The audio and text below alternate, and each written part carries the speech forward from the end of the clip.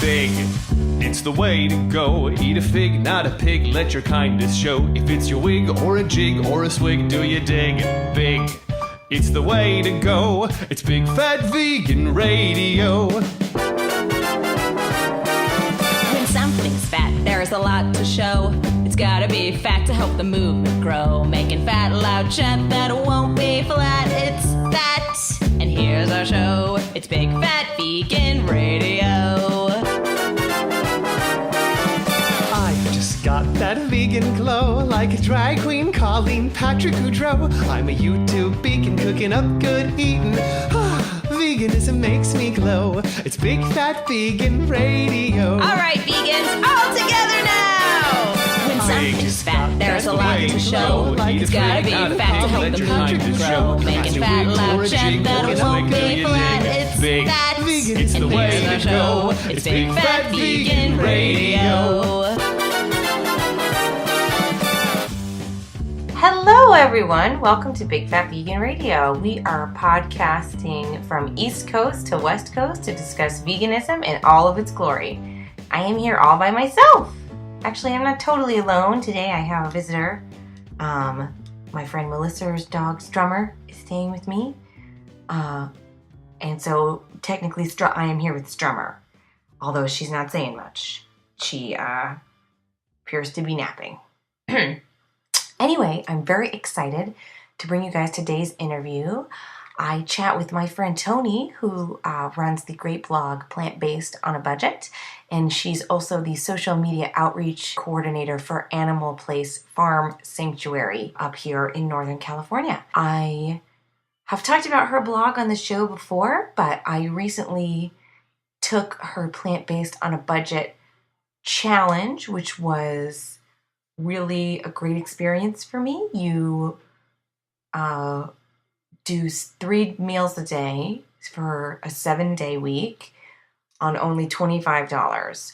So for those of you that follow me on social media, you probably noticed I was Instagramming and tweeting about it, and I actually had a great experience. I followed the plans that she provides on the blog, and then I also did some of my own experimenting with it. I'm chatting too much. Let's go to Toni.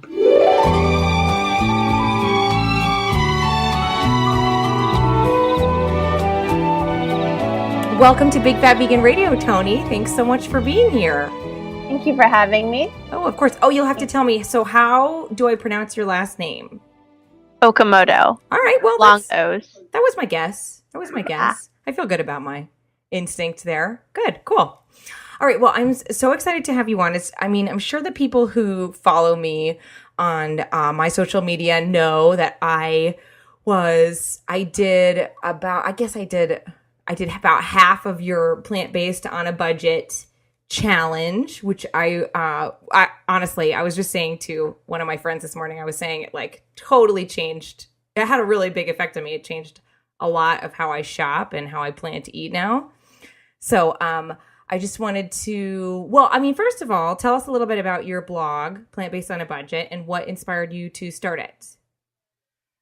So Plant-Based on a Budget is a blog that uses regular food from regular conventional grocery stores and makes delicious vegan recipes for people to feel like veganism is more accessible. I originally started it because my family, they were just falling apart, and they had diabetes and heart attacks and everything that were all caused by diet-related issues. And so I thought that I would compile a list of recipes that we ate as a family and put them on this blog for them to use. And since I was putting all this work into it, I opened it up to the public and then formed Plant-Based on a Budget. The idea behind it is that vegan food is regular food, and that you can eat vegan food without having a lot of like processed faux dairy and meat, and just not have some crazy transition into I don't know. I think there's just a lot of misconceptions about what vegan food is, and a lot of things that people eat regularly just happen to be vegan anyway. Oh, of course. Yeah. Actually, one of the things I noticed when I was on the on the budget challenge is just that I actually ate much better than I normally do because I was eating much cleaner and much simpler, which is funny because I think that at least I associate healthy food as being very expensive. Yeah. Yeah. And I think a lot of people do. I think they think that you need to go to Whole Foods or your local co-op and stock up on all of these unfamiliar products. Like you want to eat chia seeds all day and kale only, but really it can be familiar foods. Yeah, definitely. Fruit can get me because I can eat so much fruit at a time. And so especially if I'm buying like organic fruit and berries especially, I feel like that can get really expensive. But when I'm buying like, like bananas and I don't know, it ended up being so much less expensive than I thought it was. It's interesting. I think I was just taking it for granted.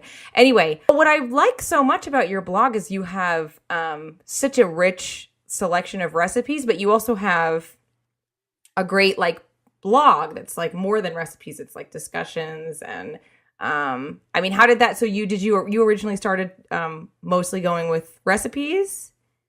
Yeah. So it started with just recipes, and then I started learning a lot about other issues like food accessibility issues and lack of food accessibility and nutrition education in low income and people of color communities, and became very interested in not only learning that but sharing that with the strong readership that we had built. A lot of people come to Plant Based on a Budget for recipes, but since they're there, I think it was just easy for them to stumble upon the blog and read about it.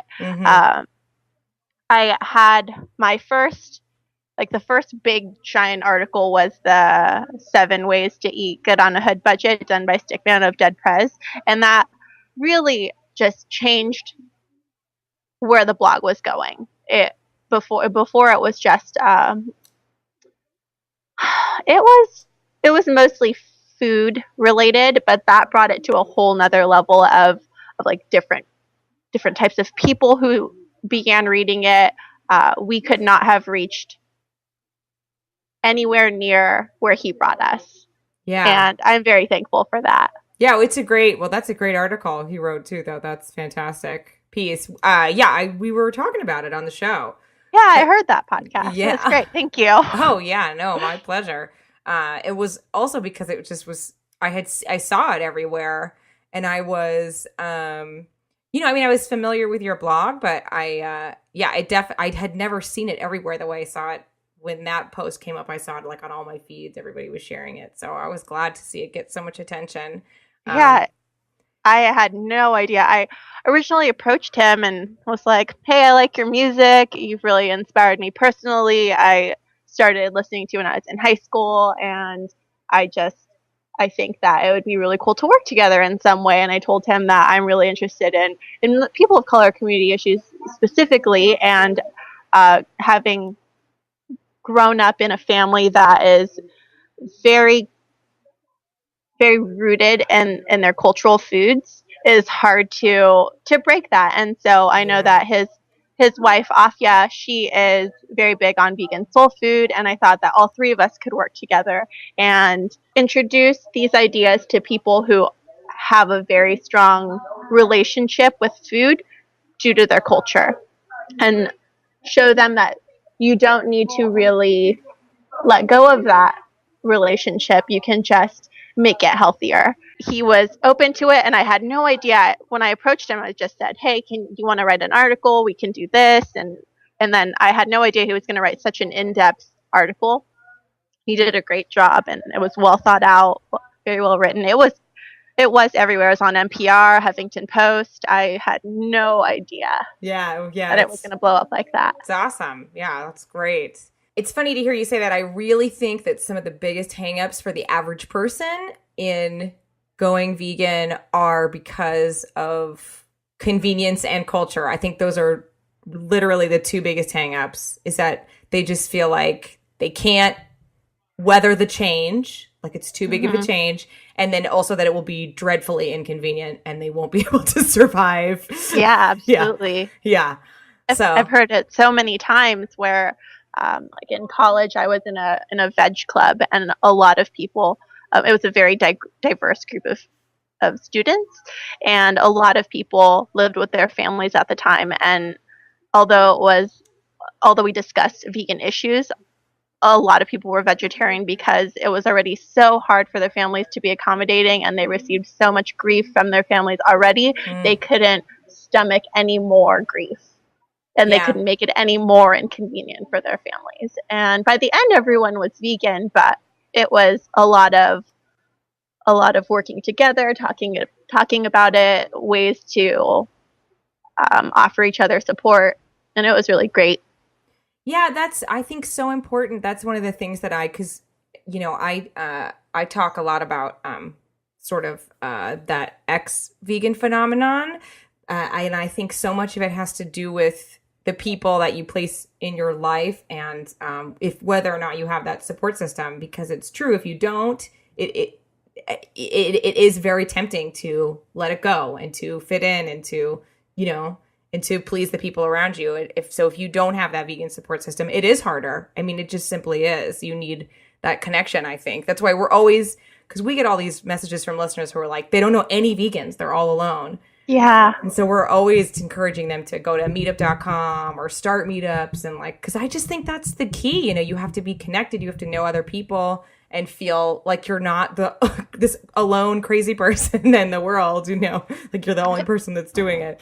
Absolutely, and it's hard too when you're in a smaller town. I work in Grass Valley. Unfortunately, I work for a place where everyone is vegan. But outside of work, it's like there are no vegans. Yeah, like anywhere in the whole area we work in a farm country, so it's quite the opposite. You see stickers of like people eating tasty animals or something like that. Yeah, so it's just I've seen that one. It's hard. It's hard when you feel like you're the only one and there's nothing in your town that is accommodating to you and your family isn't supportive. But I know that then it becomes your responsibility to look online, because there are a lot of resources online that offer a lot of support, like your podcast. Oh, thank you. When I moved out here from New York, I mean, I knew that I don't live in San Francisco, but although I'm close, but I knew there was like a vegan community there. But I just the first thing I did when I moved here was get totally connected on Facebook with people, and that's that's it. You just have to like meet vegans through other vegans, and that's great. Now I feel like I have this. I mean, I felt really embraced by the vegan community more than anything else when I moved. It was amazing. I felt like everybody was inviting me everywhere, and vegans want to be friends with other vegans. So, yeah, absolutely. Yeah, anytime really you travel and you see like someone wearing a shirt you may recognize from Herbivore or totally, yeah, totally. Like, yeah, whenever I wear bacon, be my friend. Yeah, I had Bacon had a mom on downtown, and this woman accosted me in the drugstore, and she was like, "Are you vegan?" And I was like, "Yeah, let's be friends." Yeah, and she's like, "Can I get your phone number?" So let's talk about the budget challenge that you did. I had been reading about it, and then of course I saw you when I came up to Animal Place and you were talking about it, and I was like, oh, maybe I should do that challenge, but I'm so lazy. That's like my big problem. And then also, all I do is like cook and clean and do laundry, right? So I was like, I don't want to cook and clean and do more laundry, do more cooking and cleaning on top of my laundry.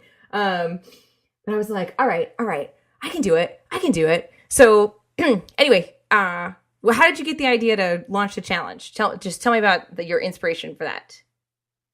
I receive a lot of feedback from readers, and they all have very, very touching stories, and they all struggle with very difficult things. Some people contact me and they thank me for providing an inexpensive recipes because their husband is disabled and now she's the caregiver, and they have 5 kids and they're on a fixed income, and like I hear these stories and it breaks my heart, and I know that people want to be healthy. It's just hard. And so I had heard about the Snap Challenge, and I looked it up, and I was going to promote that, but it was a little concerning to me that a lot of people who participate in the challenge make it they kind of make a big deal out of it. They take pictures of themselves in front of discount grocery stores, and they're like, "Oh, look at me, I'm eating cheaply," and I think it's very insensitive to the people who are permanently on food stamps. I think it's very insensitive, and so instead of doing that and promoting the Snap Challenge, I thought I would create something different and something vegan, and I asked my readers who would be interested, and I had an overwhelming response. I think over 2,500 people signed up to participate in this challenge, and I thought, well, that's very awesome. 2,500 people are going to eat vegan for at least 1 week of their lives. And I came up with a meal plan. I participated in all of them myself. I went to the grocery store and I first looked at all of the cheapest ingredients. How can I make a well-balanced, inexpensive meal plan that will be appealing to people who are not vegetarian or vegan? Yeah. And so I stuck with basics like rice and beans, corn tortillas, vegetables. I made a different protein every week. So 1 week I focused on peanut butter, and so I made like a peanut sauce and peanut butter cookies for dessert, and another week I did beans or garbanzo beans. So I did a whole bunch of garbanzo bean recipes, and I tried to teach people other cooking tips and tricks to save time and to save energy and money, like to reuse ingredients instead of cooking your beans every time you cook. Yeah. Cook your beans and then just reuse them throughout the weekend. You'll save so much time that way. Oh, yeah. I never buy dried beans because I mentioned my laziness, right?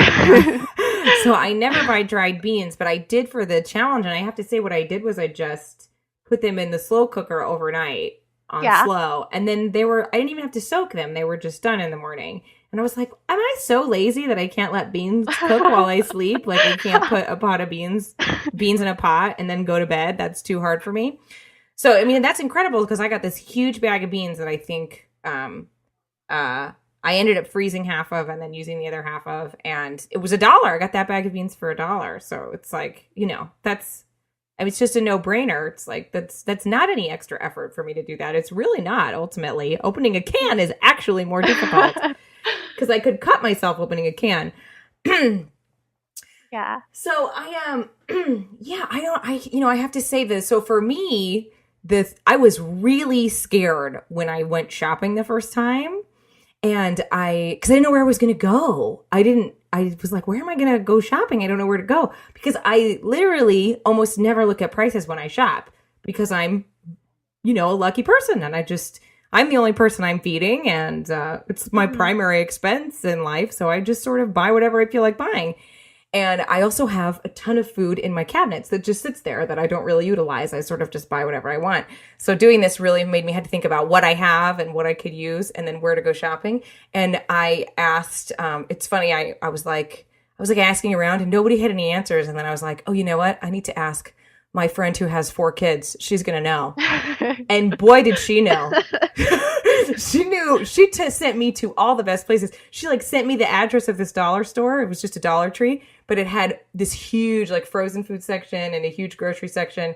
And I had never been there before because it's just a little further away than the Dollar Tree I would go to. And it was amazing. It's really, and also it's funny to hear you talk about people taking their pictures in front of the dollar store or whatever, and be like, I'm shopping cheap, because I did have that moment where I was like, I bought all this food at the dollar store, and I was so impressed with how healthy my cart looked. I was like, look how healthy you can be at the dollar store. I bet you would never even think that you could go to the dollar store and leave with all this green stuff. Yeah. I had all these vegetables. It was crazy. And then I was like, go on. that's totally different because you weren't taking the food stamp challenge. You were taking the plant-based on a budget challenge. Well, that's true. But I was like, I should take a picture of my cart. But I was in the Dollar Tree surrounded by people. And I was like, this is so rude of me to take a picture of my cart right now in this store. Like, isn't it novel? Look at me. I'm shopping at the dollar store. And it was really humbling. I was like, I am a jerk. I am very lucky. I'm very lucky that I don't normally have to think about this.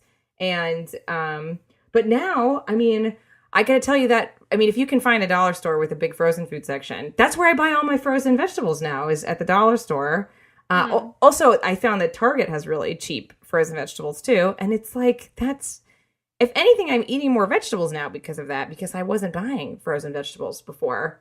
Because I was a big fancy snob and I bought all my fancy stuff.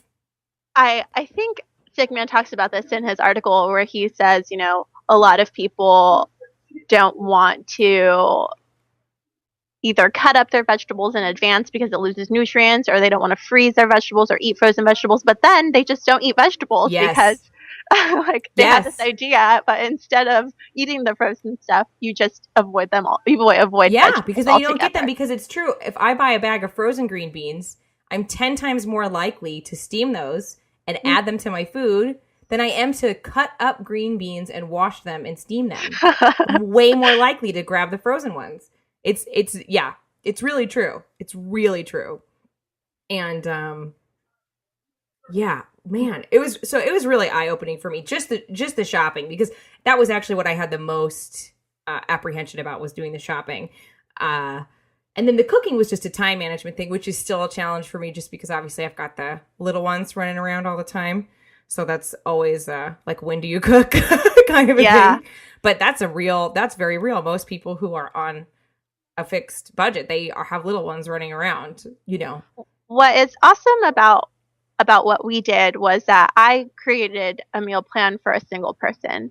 And I have another person, his name is Terrence. He's a contributor to Plant Based on a Budget, and he has children. And so he created a meal plan for 4, and his meal plan is totally different than mine. And it received a lot of criticism because he used canned foods. But when you have 2 parents working full-time jobs, and you have children who are in school, and you have other responsibilities, sometimes the better option is to have canned beans and to have absolutely. And also, I mean, he did a lot of great packed lunches for his kids that I mean, that's great resources. And, we don't all have time to, like, I don't know, roast chickpeas and chop, salads for your child to have a perfect little, like, You make your kid a bento box. Bento box, that is exactly the word I was looking for. It's like, not everybody can do that, and most kids want a PJ at lunch, that's what they want. So it's, I thought it was, also I thought it was, in my experience in cooking was that I always had plenty of food. I never felt, limited or hungry. I always had plenty of food. That was the other thing. I was like, I'm going to be so hungry. Only $25 for a whole week. I'm going to be so hungry. And of course I was not. I was giving my leftovers to people. I was like, do you want this soup? Because I can't eat it all. And it was great. It was really great. Yeah. The other thing is, it's funny because I'm a tea, I go back and forth between tea and coffee, where I'm heavy on tea or I'm heavy on coffee. And I was really heavy on coffee at the time that I started the challenge. And I was, they have coffee at the dollar store. And I was like, do I want to get dollar store coffee? It's probably going to be horrible. And I was like, I'll get dollar store tea. And then I'm back on the tea. But it's, that's fascinating to realize how much money I spent on coffee. Truly, which is insane. Because I just buy very expensive coffee, which is absolutely a luxury and not necessary. And what was the other? Oh, yeah. Well, I mean, it's also just sort of like to not, I think for me, it's very eye-opening to sort of like just be out and about and not be able to just grab whatever you feel like. You know what I mean? Yeah. It's like, I can't just buy this muffin because I'm in the mood, because I'm trying to control my budget. And it's very, whatever. It put me in my place. That Good. it was good. It was good. You guys have 4 weeks of food plans on your website, and I know you have plans for 1, plans for 2, and then plans for 4. Yes, and I'm coming up with one right now. I should launch it in a couple weeks. That's 80% raw, 20% Whole Foods. Oh, wow. It'll be a little more expensive, probably with like maybe a $35-40 budget, but Okay. that's extremely Yeah. inexpensive in comparison to other raw Definitely. diets. Oh, that's exciting. I'll be interested to see that. Yeah, I've received a lot of feedback from the challenge, and a lot of it was good. Some people were just awful to me. They were That's really terrible. mean. I'm sorry. Well, That's okay. it's funny. I remember, Marisa Miller-Wolfson, who made the movie Vegucated. I was at like my 3rd or 4th screening. I was doing some press thing, and I'd seen the movie like 8 times. And I was talking to her afterwards about it. And I was like, so how's your feedback been on the movie? And she was like, it's all good except for a few vegan people. Yeah. Who are mad that I'm like, they say it's too much soy or too much oil and this and that. Oh And God, I'm like, yes. yeah, it's really funny. Those are definitely the criticisms that come up, because I know people. I mean, I know people have that like, oh, you're using a bottle of sauce, and it's like, we have to be realistic. Yeah. I mean, it's already hard enough for me to tell people. I would say maybe 40% of our readers are vegetarian, vegan, and then maybe 60% are not. Yeah. And so telling them to not put cheese and meat in their food already is a challenge. Yeah. And I can't then say no oil, no sugar, no salt, no this, no Yes. Well, also, but I think that as healthful as those choices may be, oh yeah, they're not vegan per se. Like I get my feathers ruffled when people say something isn't vegan that's totally vegan. Like they say like oil isn't vegan. I'm like, yes it is. Oh, yes shit, it is. yeah. Don't say it's not vegan. It maybe not for you, or you don't want to eat it, but it's vegan. I got all mussed in a little online chat the other day about that, when people are like blank. It's like, don't throw that word around. Don't throw it around. You want to be welcoming. Someone wrote me an email about how I wasn't vegan because of the food that I had on my blog. Yeah, we had someone tell me and Ben that we weren't real vegans because we eat vegan meats, like in restaurants and stuff. Yeah. We did a lot of restaurant reviews early in the podcast, and people were like, you talk about eating vegan chicken and all this stuff, and that's not vegan. We're like, well, it is actually. Yeah, my response to the lady was like, actually, I am, but thanks. I'm totally vegan. Thank you. But anyway, if you're, it's what my dad always says, if you're making somebody mad, then you're doing something right. So, well, that's exciting. The raw challenge. That's so exciting. So I can't thank you enough for putting all those resources out there for everyone. Well, thank you. That's so, I mean, those food plans they're free. They're just on plantbasedonabudget.com. You can just go to the blog area, and then all the food plans are there if you want to take the challenge yourself, and tweet about it or Instagram it, and just hashtag plant-based budget challenge. Is that your hashtag? Yeah, or plant-based on a budget. Yeah. Both of them were used. Awesome. And you can also find Plant-Based on a Budget on Facebook and Instagram. And do you guys have a tweeter? Yeah, we do. On the tweeter. So yeah, you can just find them everywhere, and I'll link to a couple of the things that we've mentioned in our show notes here, so you guys can check it out. And I think I'm gonna, I have said this before. This challenge has totally changed the way I shop. I definitely, and I'm definitely healthier now during my week. I just eat more whole foods based meals, and I shop way cheaper. So I definitely recommend everybody give it a whirl, even if you just do 1 week, because it'll really open your mind about how you shop and think about how you prepare your food. Because I definitely prepare for the week now. I mean, I could go on forever. I could talk about it forever, Toni. You're just the best. Thank you. And also, just since they have you here, I want to thank you for all the work you do for Animal Place, because we're big fans. We love them over here at Big Fat Vegan Radio. And so I'm just going to send everyone over to your website, and I think that's it. Thank you. Thanks so much for being on the show. It's a pleasure to have you. My pleasure, Laura. Awesome. Well, it sure was great having Toni on the show, and I honestly cannot say enough good things about my experience with the plant-based on a budget challenge, and I truly recommend that you all check out plantbasedonabudget.com and give the challenge a try for yourself. It's really changed my life, actually, just the way that I think about food, the way that I shop, and the way that I cook. So it was really eye-opening, wonderful experience for me. As always, you can get all the links to everything we discussed at bigfatveganradio.com on our show notes. You can email us at bigfatveganradio@gmail.com, and you can call us and leave us a voicemail at 315-VEGAN-01. That's 315-834-2601. We are 100% listener-supported podcast.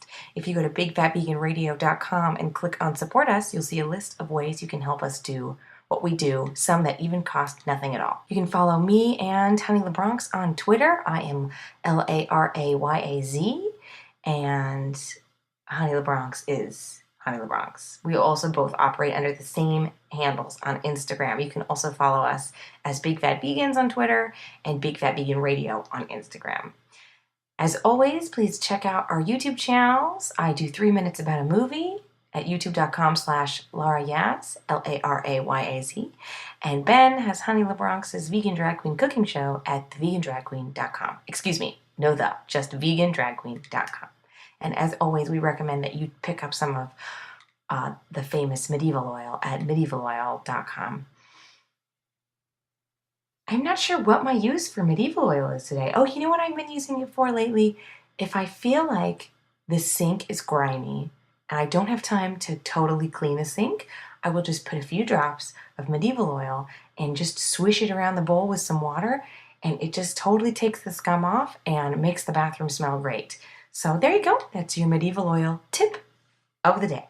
As always, we need to give a shout out to Michael Harren, the composer of our awesome theme song. You can get more of his work at michaelharren.com. Also, stay tuned to michaelharren.com. Michael and I have a fun little project in the works we're going to be doing together that you'll hear about on the show in the future. Also, we need to thank Kelly Huffine, the designer of our logo and character artwork. You can see more of her artwork at kelly42fox.deviantart.com. Well, that's all we've got today for Big Fat Vegan Radio. Please subscribe to us through iTunes or your podcatcher of choice. It's extra helpful if you can leave us an awesome rating and a glowing review. And be sure to let us know what you thought of this episode on our Facebook page, send us a tweet, leave us a voicemail, or leave us a comment at bigfatveganradio.com. We'd love to hear from you. Thanks for listening, everyone. Oh, and one more thing. Go vegan!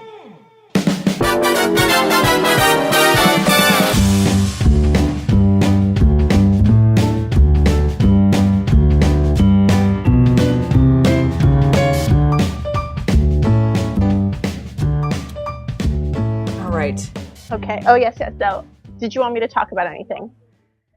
No, I don't think so. I mean, I'll just ask you questions. Okay. Sometimes I'm awkward, and I'm gonna try not to be awkward. Don't worry about it. I can just edit it. Okay. If I'll just fix it. Oh, thank you. I can just shine it up. Don't worry about it, because interviewing is awkward, so that's not like weird. That's normal. Okay. Yeah. I mean, it's a totally awkward thing to do. It was really funny. Somebody commented on our podcast on iTunes. They were like, I normally hate interviews, but these ones are sort of okay. And I was like, all right, thanks, person.